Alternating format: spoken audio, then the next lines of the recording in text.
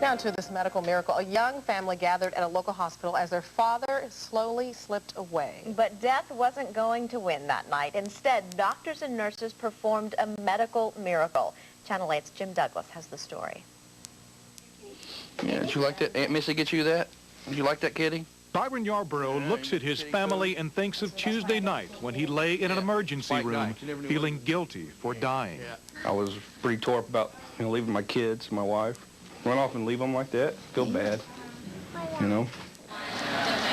He came to the ER because he thought he was having a heart attack. Instead, doctors were alarmed to find the largest aortic aneurysm they had ever seen. And basically ripped his aorta from just outside of the heart muscle all the way past his kidneys. A CAT scan showed his aorta peeling apart in layers, robbing his organs of blood. You can see that now there are two channels, a false and a true channel.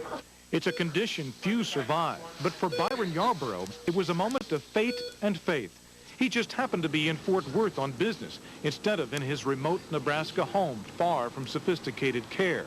He didn't know hospitals here, but he was comforted by the familiar flame and cross of Harris Methodist. We were both Methodists. We're married Methodist, raised in Methodist, so we thought we'll just go to Methodist Hospital. But even in this ER, with the best of everything, it looked almost hopeless. When doctors realized how bad it was, they gave Byron a cell phone and told him he needed to call his wife. Just about everyone down here, including Byron, thought it would be the last call he would ever make. I told my wife, I apologized to her, and it's pretty tough. I was really worried about my kids and not seeing them again, and it was pretty hard. I could not lose him, and I could not lose him and my dad all at once. So I love him very much. Betsy Yarborough, still grieving from her father's death, told Byron he would not die. I need him that much. I love him that much. And I kept praying that he would, come through this. And down in the ER, nurses and scrubs encircled Byron Yarborough, holding hands in prayer before surgery. Young chaplain Heather Moon had never seen anything like it.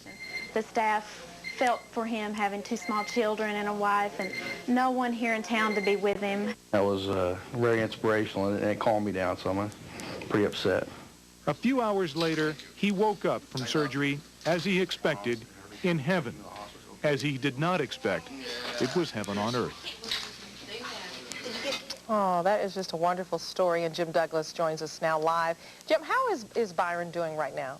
Well, let's find out. He's here, and boy, it does sound good to say we're reporting live from Harris Methodist Hospital, doesn't it? Byron, how are you? Good, thank you. Doing real good. And you're just feeling well, not quite normal, but getting a little strength back every day. Sleeping better, getting a little bit of appetite, able to stay up longer, don't have as much pain. Everything just seems to be getting better. I want to ask you about the prayer circle, because I know that meant so much to you by the ER staff down here and by Chaplain Moon, who's right behind you there. What did that mean to you? Kind of hard to describe. It just have that many people pulling for you, praying for you, thinking about, just an amazing feat, and all the people that were involved in it, from the people here, the people I work with. I wanted to ask you about that because I know that it was important to you, even though you had the best of medical care here at Harris. Betsy, let me ask you, how is Byron? Have you noticed changes in him? Oh, yes, but he's doing much better. He's, concerned about his diet and that kind of thing, but we're managing. Okay. We might mention, some of you might even be familiar with Byron's name because he played football for the Arkansas Razorbacks for several years, and it's an old has-been. Old has-been, but a healthy guy. I'm going to stand up here if you can follow me a little bit with the camera here, Lance, because Dr. MACIAS is here, and Dr. MACIAS is the one who put Byron back together. This was an aortic aneurysm. Have you seen something like this in a young man like this, or what makes this really unusual? Well, I think the unusual thing, the proper term is a dissection, in that the layers split in half. But the real unusual thing is his age. He's on the very young spectrum for this to happen. And the other thing is that it occurred, I think about 12 hours before he actually came to the hospital. And to survive that long is truly amazing. You say truly amazing. There are some odds, and he beat the odds. Yes, he beat the odds. Only about 20% of the folks that we see will make it through this type of disease process and operation, and he's one of the lucky few. The night that this happened was one of the worst nights ever in terms of how busy the ER was down at Harris, as I understand. It was about 50% busier than usual. They had to scramble around to try to find a cell phone that would work so Byron could make that very important call to Betsy and his family. And we have the nurse here, I believe, who came up with the cell phone. Is that right? Actually, I'm an admissions specialist, okay. So I had registered Byron, and then later on, he said he needed to call his family, and it was pretty important. So I thought, he couldn't get to the phone, and a phone could not be brought to him. So I decided just, you can go ahead and use my phone. And go ahead. That's the only one that works. Yes, it's true. It got service in the ER, which is rare. The all-important pink phone. Well, thank you. Could you just quickly describe what it was like? You were in the ER down here that night. Could you sort of describe for us what it was like, that swirl of activity down here that night?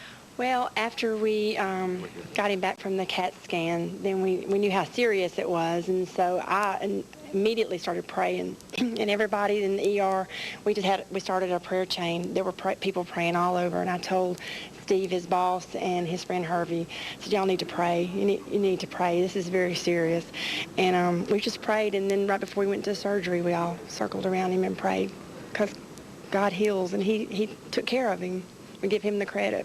And Dr. Macias.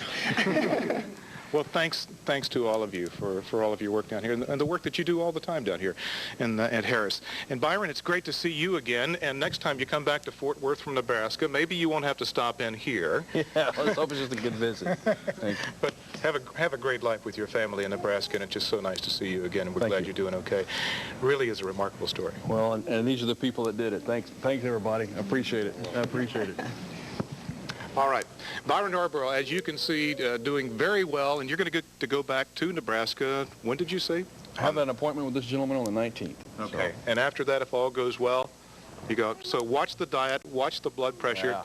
Come back to Fort Worth and see us again. Thank you. All right. Thanks a lot. That's the story from here, and just a terrific story it is. It's nice to be able to share things like this when they happen down here, especially when it's been a very, very tough time down in the ER with all the flu going around, and they were so busy, and to have an outcome like this really did lift the spirits of the staff down here. Back to you, Chris and Debbie. Well, the doctors always say that faith heals, and that is a perfect example of that. Wonderful story, and we're glad that Byron is okay.